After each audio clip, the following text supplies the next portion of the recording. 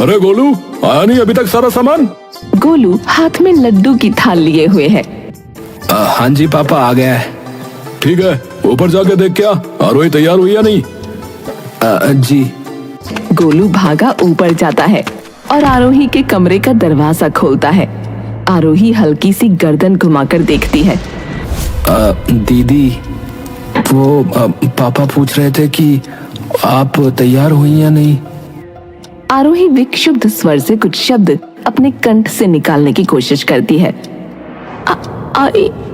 Golu gate बंद कर वापस चला जाता है। आरोही एक तक शीशे में झांकती रहती है। थोड़ी देर बाद ड्रेसिंग टेबल से एक झुमका निकालती है और अपने लंबे बाल समेटकर झुमका अपने कान में पहन लेती है। उसकी आंखों में सिर्फ खालीपन झलक रहा था।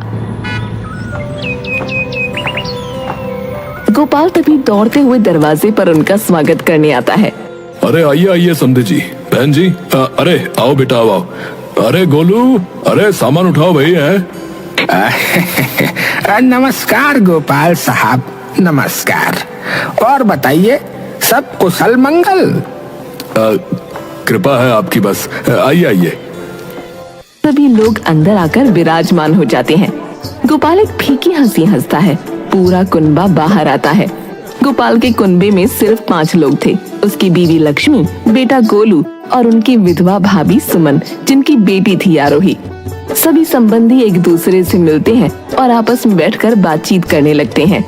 तभी लड़के की माँ का ध्यान सुमन की ओर चला गया, जो एक कोने में चुपचाप मुरझाई हुई सी बैठी है। अरे बहन जी, आप क्यों चुपचाप बैठी हैं? बोलिए आप भी कुछ। तभी लक्ष्मी बीच में बोल पड़ती है। अरे ये इतना बोलती चालती नहीं, और आज इनकी तबीयत भी खराब सी है। अरे पर अब तो ये हमारी समधन होने वाली है, अब तो इन्हें हमसे बात करनी ही पड़ेगी। और ये कहकर वो हंसती हुई जाकर सुमन के पास एक कुर्सी खिसकाकर बैठ जाती हैं। तो बताइए बहन जी, कैसी हैं आप? सुमन एक फीकी मुस्कान भरकर हामी भर देती है। तभी गोपाल लक्ष्मी के कान में बोलता है। अरे जल्दी आरोही को भेजो, चाय लेकर नीचे, इससे पहले कि इसकी माँ सारा काम खराब करवा दे। जाओ। लक्ष्मी तभी उठकर ऊपर जाती है और आरोही के कमरे में झल्ला कर जाती है। आरोही अभी भी शीशे के सामने बैठी थी। अरे इसी आईने से चिपकी रहोगी क्या? नीचे आओ चाय लेकर, और सिर पर चुन्नी कर लेना। लक्ष्मी वापस चली जाती है, पर अब भी आरोही बैठी अपनी आंसुओं से लाल आंखें देखती रहती है और एक लंबी सांस लेकर मानो खुद से बात करने लगती है।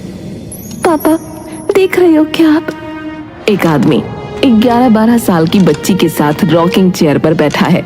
बच्ची उसकी गोद में बैठी है और वो इंसान उसे बड़े प्यार से अपनी बाहों में भरकर कुछ बोल रहा है। आरू, जब तक तेरा पिता तेरे साथ है, तब तक तुझे कोई नहीं रोक सकता। और जब तक क्या, मेरे जाने के बाद भी, क्योंकि मेरा साहस और मेरा निश्चय मैं तुम्हें सौंप रहा हूं। तो रहूंगा तो मैं तुम्हारे साथ हमेशा। तुम जाओगे कहां पर? तुमसे तो कहीं दूर नहीं जाऊंगा। जहां भी होऊंगा तुम्हारे साथ होऊंगा। तुमने कहा था जब तक तुम हो कोई रोक नहीं पाएगा मुझे, और देखो तुम्हारे चाहते ही कैसे एकदम रुक गई मैं।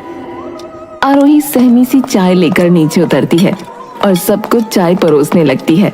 जैसे ही वो सुरजन को चाय देने आती है, सुरजन प्याला लेने के बहाने से उसका हाथ पकड़ लेता है।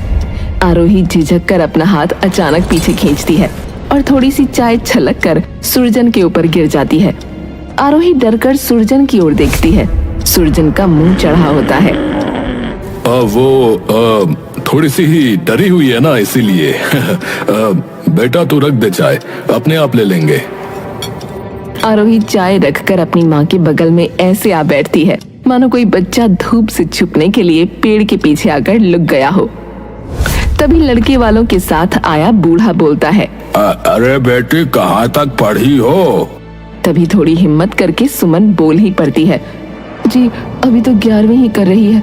अच्छा तो बेटा आगे भी पढ़ना। तभी लक्ष्मी की बात को सुरजन बीच में काट देता है। अरे बहुत है इतनी पढ़ाई, और भाई साहब आगे तो घर गृहस्थी संभालनी है ना, तो इतना पढ़ने लिखने का भी कोई ज्यादा फायदा तो है नहीं, बस पैसा ही बर्बाद करने वाली बात है। हाँ हाँ, खैर बात तो ठीक है। आरोही की माँ चुपचाप अपनी नजरें जमीन पर गड़ा लेती हैं। तभी उधर से लड़के का पिता भी बोल पड़ता है। हाँ, और बच्चे बच्चे हो जाने के बाद कहाँ वक्त लगेगा इन किताबों में माथा मारने का है? जी जी सही बात है, सही बात है। तो भाई साहब बताओ फिर कैसे करना है? जैसा आप कहो भाई साहब, अभी इन्हीं जाड़ों में कर लेते हैं। आप बताओ कैसा क्या इंतजाम चाहते हो? अरे बस सभी को पसंद आ जाए, कोई ये ना कहे कि जाने कैसी जगह ब्याह करा लिया। नहीं नहीं, उसकी चिंता ना करें। बस तो फिर करो पक्का। वाह जी वाह, करो फिर तैयारी शुरू। आप भी अपने घर में बहू की। तैयारी क्या जी है? हमने तो बस एक कमरा और रसोई तैयार करनी है बस। ये सारी गतिविधियां आरोही की माँ अपने मन में कंपन थामे निशब्द देख रही थी। उसके मन में चीखना चाहा, पर जहन ने मन का साहस तोड़ दिया। अरे तो करो मुंह मीठा समधी जी। अरे गले लगिए गले। हाँ। सुमन अपनी जिंदगी को मिठाइयों में, पकवानों में बंटते देख रही थी, और वो भी चुपचाप। सभी लोगों ने खाना पीना किया और विदा लेने लगे। अलका आरोही के पास आई और उसके हाथ में कुछ पैसे रख दिए। ये लो, और जल्दी आना, तुम्हारा इंतजार रहेगा, और आते ही हमें पोतों वाला कर दो। दूसरी ओर सुरजन आलोक को एक कोने में लेकर चला जाता है। देखिए आप मेरे पिता के समान ही हैं, तो आपसे कुछ कह सकता हूँ क्या? हाँ बेटा कहो। पिताजी थोड़ा समझाइए अपनी बेटी को। मैंने हल्का सा हाथ क्या पकड़ा, उसने तो ऐसे बिगड़ कर हाथ छुड़ाया जैसे हम कोई दैत्य हो गए हैं। और एक बार भी हमारी तरफ नहीं देगा हैं। हमारा हक बनता है उस पे, अब तो थोड़ा समझाइए। अरे नहीं बेटा, तुम दिल से मत लगाओ उसकी बात। वो तो नादान है अभी, धीरे धीरे सब समझ जाएगी। मैं बात कर लूंगा।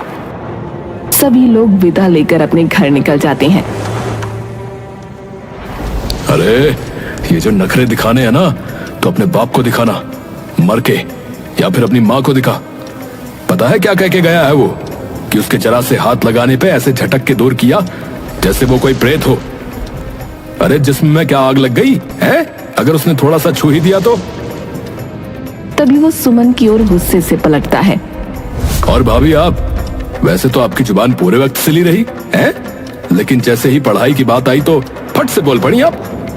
अरे इतना शौक है ना, तो जाओ अपनी बेटी को लेकर यहाँ से और पढ़ाते रहना फिर। और नहीं तो क्या, एक तो इनके खसम के मरने के बाद हमने पाला और हमें ही वीर बना रही है। बताओ, पाला मतलब ये हमारा उतना ही परिवार है।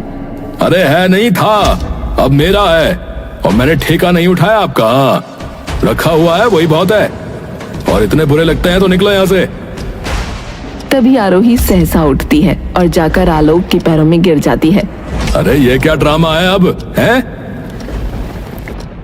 मैं आपके पाँव पड़ती हूँ ताऊ जी, मेरा ब्याह मत कीजिए। मैं अपनी पढ़ाई का खर्च खुद उठा लूंगी। मैं और माँ दोनों, हम और घरों में पोछा लगा लेंगे। आलोक झटके से अपने पाँव हटा लेता है।